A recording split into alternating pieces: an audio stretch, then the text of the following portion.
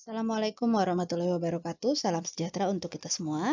Hari ini kita akan kembali mempelajari materi kuliah Kinetika dan Reaktor 16 JKI 4013.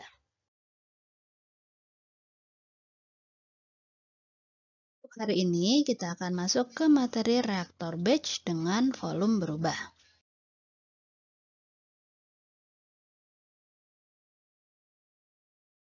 Oke, perhatikan gambar 3.20 ini ya.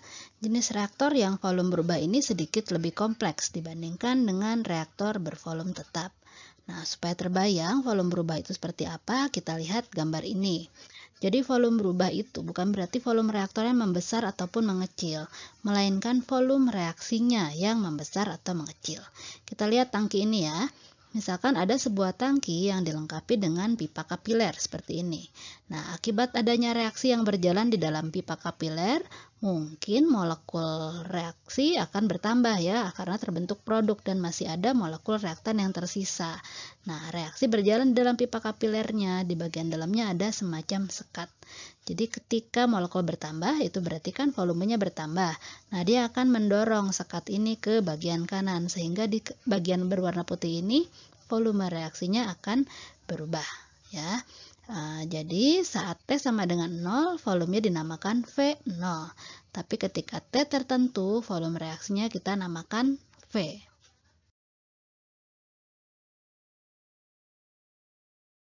Jenis reaktor ini dapat digunakan pada operasi isotermal dan pada tekanan konstan untuk reaksi yang memiliki stokiometri tunggal.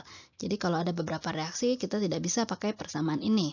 Ya, untuk sistem seperti itu, volume akan terkait secara linear dengan konversi. Mengikuti pasaman berikut.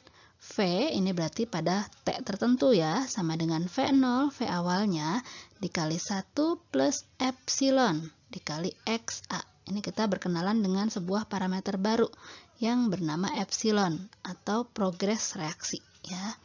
Nah, ini bisa ditulis ulang sebagai berikut. XA sama dengan V kurangi V0 dibagi V0 kali epsilon. Ya, silakan Anda coba bagaimana persamaan di kiri ini berubah menjadi persamaan di kanan. Atau kita buat deltanya, delta atau dxa, ini ada dv per V0 kali epsilon A. Ya, oke, coba dikotret bagaimana persamaan yang pertama ini berubah menjadi yang kedua dan berubah lagi menjadi yang ketiga.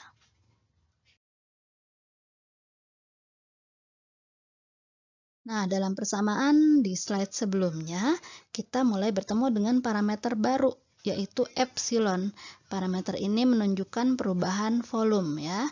Jadi, dia adalah perubahan fraksional volume sistem ketika konversi atau X sama dengan 0 dan ketika konversi atau X sama dengan 1. Persamaan umumnya seperti ini. Epsilon sama dengan volume ketika X sama dengan 1 dikurangi volume ketika X sama dengan 0 dibagi volume ketika X sama dengan 0. Jadi epsilon ini benar-benar menunjukkan perubahan volume. Ya, untuk yang volumenya tidak berubah bagaimana? Nah, dia kan volume X sama dengan 1 dan volume X sama dengan 0-nya tetap atau sama. Jadi epsilonnya akan sama dengan 0 untuk sistem yang tanpa perubahan volume. Supaya lebih jelas mengenai penggunaan epsilon, kita lihat contoh ini. Ada sebuah reaksi A menjadi 4R, reaksinya isotermal fasa gas. Di awal reaksi ketika X sama dengan 0 hanya ada satu molekul A. Nah, di akhir reaksi ketika X sama dengan 1 ada 4 molekul R. Jadi semua A sudah berubah menjadi 4R. Maka epsilon itu adalah jumlah molekul ketika konversi 1, ketika A semua sudah berubah ya, jadi dia 4, dikurangi jumlah molekul ketika X-nya 0, di awal hanya ada A, jadi 4 dikurangi 1 dibagi 1, itu sama dengan 3. Tapi ketika di awal reaksi ada inert nih 50% misalkan. Jadi ketika baru mulai reaksi, volumenya terdiri atas A dan I. Ya, jadi di awal ketika X sama dengan 0 ada satu molekul A dan satu molekul I, total 2 molekul. Di akhir reaksi ketika X sama dengan 1 ada 4 molekul R dan 1 molekul I, totalnya 5. Jadi epsilonnya adalah 5 dikurangi 2 dibagi 2. Itu sama dengan 1,5. Jelas ya bedanya? Nah, pada slide ini kita akan menurunkan bagaimana hubungan antara nilai CA, XA, dan epsilon A. Ya, kita baca sama-sama. Mulai dari persamaan molarnya dulu. Mol A itu akan sama dengan mol A0 dikali 1 min XA. Nah, konsentrasi A itu mol dibagi volume. Molnya Na0 1 min XA dari atas ini. Volumenya dari persamaan sebelumnya, V0 dikali 1 plus EaXA. Maka akan sama dengan Na0 per V0 ini Ca0 dikali 1 min XA dibagi 1 plus EaXA. Nah, kalau Ca ini dibagi dengan Ca0, maka kita akan ketemu 1 min XA dibagi 1 plus epsilon AXA. Atau kita tulis ulang dalam bentuk XA, itu sama dengan 1 min Ca per Ca0 dibagi 1 plus epsilon A Ca dibagi Ca0.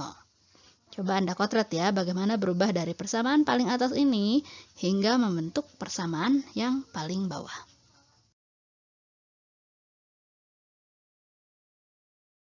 Di persamaan yang sudah diturunkan sebelumnya, itu ada Ca, ada V, ada XA ya. Nah, kita bisa buat juga dalam bentuk persamaan laju reaksi. Ya, bisa kita lengkapi seperti ini. Min Ra sama dengan minus 1 per V dNA per dt. 1 per V-nya, ini kita ambil dari persamaan yang tadi.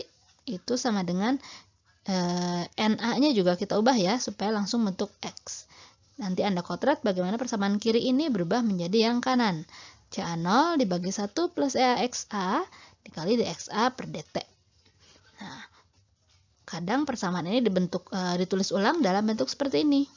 Min Ra sama dengan Ca0 dibagi V kali Ea dikali dV per dt. Nah, dV dengan V-nya digabungkan. Ya, jadi Ca0 Ea d integral dari 1 per V itu ln V kan. D ln V per dt. Ya. Nanti Anda coba kotret bagaimana bisa terbentuk persamaan seperti ini.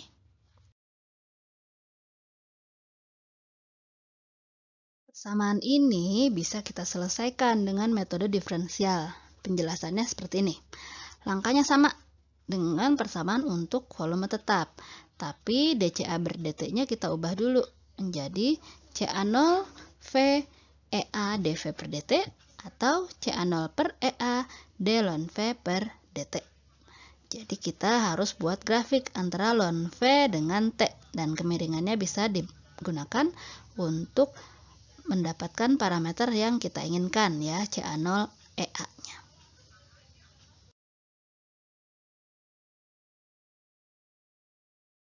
Untuk metode integral, tidak semua order reaksi bisa disederhanakan atau diselesaikan dengan metode grafik atau kurva.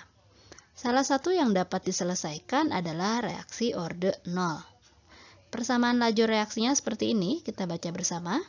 Min Ra sama dengan Ca0 per Ea d ln V per dt sama dengan K.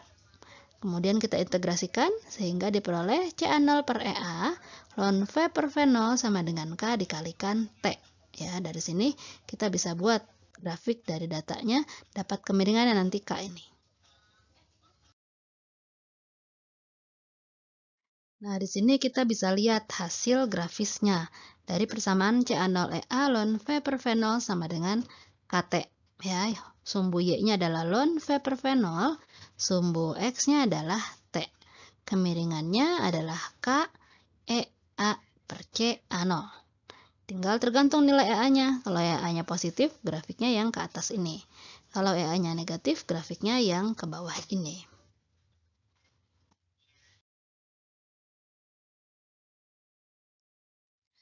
Untuk reaksi orde 1, persamaannya bisa diubah seperti ini ya, persamaan 71 ini.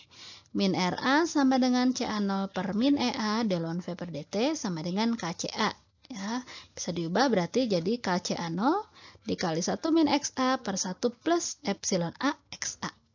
Apabila X-nya kita ubah menjadi V dan diintegrasikan, maka kita bisa dapat persamaan seperti ini. min ln 1 min delta V per EA V0 sama dengan KT. Delta V-nya ini V min V0. Kalau sekarang mungkin belum terasa ya manfaatnya berbagai persamaan ini. Nanti ketika latihan soal baru terbayang. Pada slide ini Anda bisa lihat hasil grafiknya ya. Dengan sumbu Y-nya ln 1 min delta V per EA V0.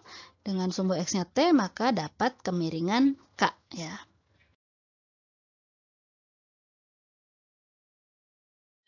Untuk jenis reaksi seperti ini ya, 2A menjadi produk atau A plus B jadi produk ketika CA0 sama dengan CB0, maka persamaan laju reaksinya bisa dituliskan seperti ini. Min RA CA0 per EA D ln V per dt sama dengan K CA pangkat 2.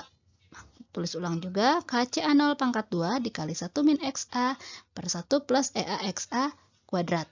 Ya, kemudian bisa memanfaatkan persamaan umum ini, V sama dengan V0 dikali 1 plus EXA, atau XA sama dengan delta V per V0 EA, maka kita bisa mengintegrasikan persamaan ini menjadi bentuk seperti persamaan 73 ini.